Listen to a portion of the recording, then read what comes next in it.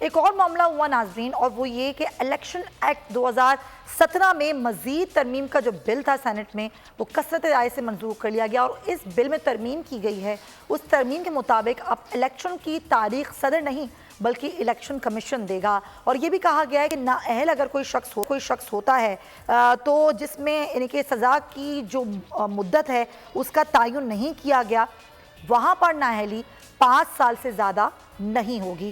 ساتھ ہی ساتھ یہ بھی کہا گیا ہے کہ آرٹیکل 62 کی جو شق 1F ہے اس کے تحت 5 سال سے زیادہ کی نااہلی کی سزا نہیں ہوگی، اور متعلقہ شخص پارلیمنٹ یا صوبائی اسمبلی کا رکن بننے کا اہل ہوگا۔ اسی پر ہم بات قانون شعیب شاہین صاحب ہمارے ساتھ موجود ہیں۔ شعیب شاہین صاحب، الیکشن کا معاملہ ہم نے دیکھا کہ سپریم کورٹ کا آرڈر بھی آیا، حکومت نے اس کو بھی نظر انداز کیا، اور بہت ہی متنازع رہا یہ کہ الیکشن آئین کے تحت ہونے تھے 90 روز میں، اس سے آگے بھی بڑھ گئے، پھر بھی نہیں کروائے گئے، اور پھر آج جو الیکشن ایکٹ 2017 میں ترمیم کا بل منظور کیا گیا ہے، کیا لگتا ہے آپ کو کہ یہ اپنی ہی آسانیوں کے لیے سب کچھ کیا جا رہا ہے؟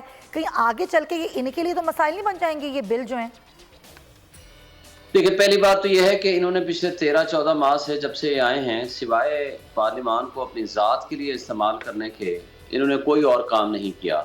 سب سے پہلا کام انہوں نے نیب لاز میں امینڈمنٹ کی، اور اپنے مقدمات سامنے رکھ کے، یعنی جس مقدمے کے اندر جس دن ان کا اپنا مجرم تھا یا ملزم تھا، انہوں نے اس کو سامنے رکھ کے with effect from back dated یعنی 1985 سے اس کو امینڈ کر دیا اور اپنے مفادات حاصل کر لیے۔ آتے ساتھ انہوں نے ECL سے اپنے نام نکال لیے، اوورسیز کا جو رائٹ آف ووٹ تھا وہ ختم کر دیا، اور اس کے بعد آپ دیکھیں گے جب سپریم کورٹ نے کہا کہ آپ 90 ڈیز میں الیکشن کراؤ، تو انہوں نے سب سے پہلے اس کے خلاف قرارداد پاس کر دی، سپریم کورٹ کے خلاف بھی، اور اس کے ساتھ ساتھ سپریم کورٹ کی ججمنٹ کو بھی نلیفائی کر دیا، جو کہ یہ نہیں کر سکتے تھے۔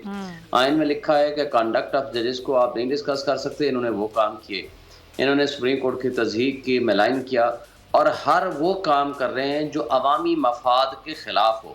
پارلیمان کا کام عوامی مفاد کے لیے قانون سازی کرنا ہوتا ہے، یہ ان کی ذمہ داری ہے، جبکہ یہ ذمہ داری ادا کرنے کی بجائے وہ صرف اور صرف پرسن اسپیسیفک قوانین بنا رہے ہیں۔ مثلا اب الیکشن ایکٹ میں ترمیم کا مقصد صرف اتنا ہی ہے کہ کسی طریقے سے جو پریزیڈنٹ آف پاکستان موجودہ بیٹھے ہیں، اس نے جو ڈیٹ دی ہے اس کا رائٹ ختم کر کے الیکشن کمیشن کے حوالے کر دیا جائے، اور الیکشن کمیشن وہ متنازع الیکشن کمیشن ہے جو بی ٹیم بنا ہوا ہے موجودہ PDM کی جماعتوں کے، ان کی حکومت کے، کیونکہ ان کی خواہش کے اوپر سپریم کورٹ سے جو طے شدہ ڈیٹ تھی اس کو چینج کر دیا آج خود، اور اس کے بعد انہوں نے 14 مئی کی طے شدہ ڈیٹ کو بھی انہوں نے چینج کر کے 8 اکتوبر میں کر دیا۔ اس پر آپ سے بات بھی کرتے، سوال مجھے آپ سے اور کرنا ہے شعیب شاہین صاحب، لیکن شعیب شاہین صاحب ایک سوال اور یہاں پر میں آپ سے کرنا چاہتی ہوں کہ ایک اور ترمیم کی گئی ہے جس میں یہ کہا گیا ہے کہ جو سپریم کورٹ یا پھر ہائی کورٹ یا پھر کوئی بھی عدالت جس کے حکم کے تحت سزا یافتہ شخص ہے، وہ فیصلے کے دن سے لے کر 5 سال تک کے لیے نااہل ہو سکے گا، یعنی کہ اس کی مدت کا تعین کر دیا گیا ہے۔ تو کیا اب یہ جو بل ہے اب یہ جو باقاعدہ اب ظاہر ہے ڈیفینیٹلی قانون بنے گا تو پھر اس کا اطلاق ہوگا، جس سے ہم نے کہا پرسن اسپیسیفک جو ہیں وہ بل منظور کروائے جا رہے ہیں؟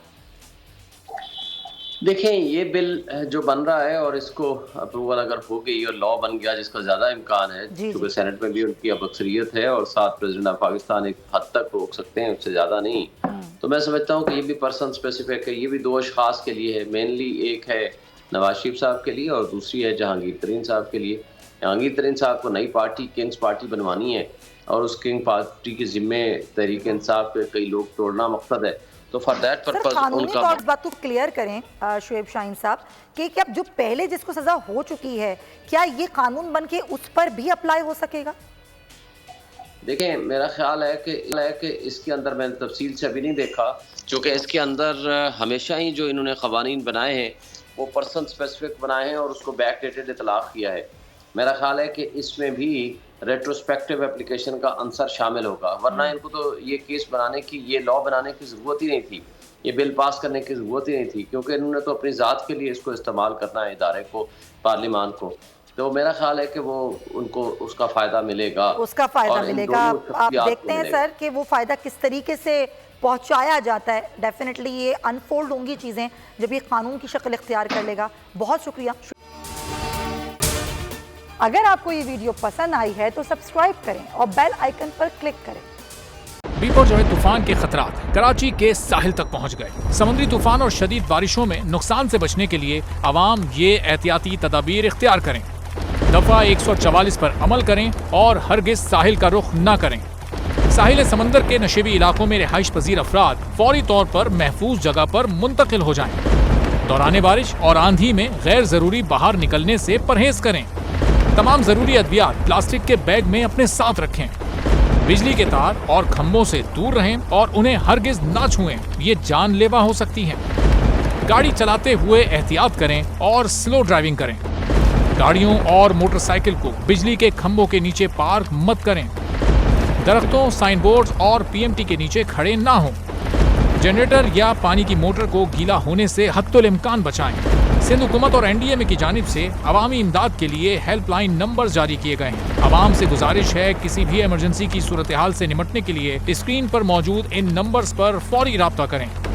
आंधी और तूफान से बचने की दुआ। ए अल्लाह, इसे रहमत बना और इसे अजाब ना बना। ए अल्लाह, इसे नफे वाली हवा बना और नुकसान वाली हवा ना बना।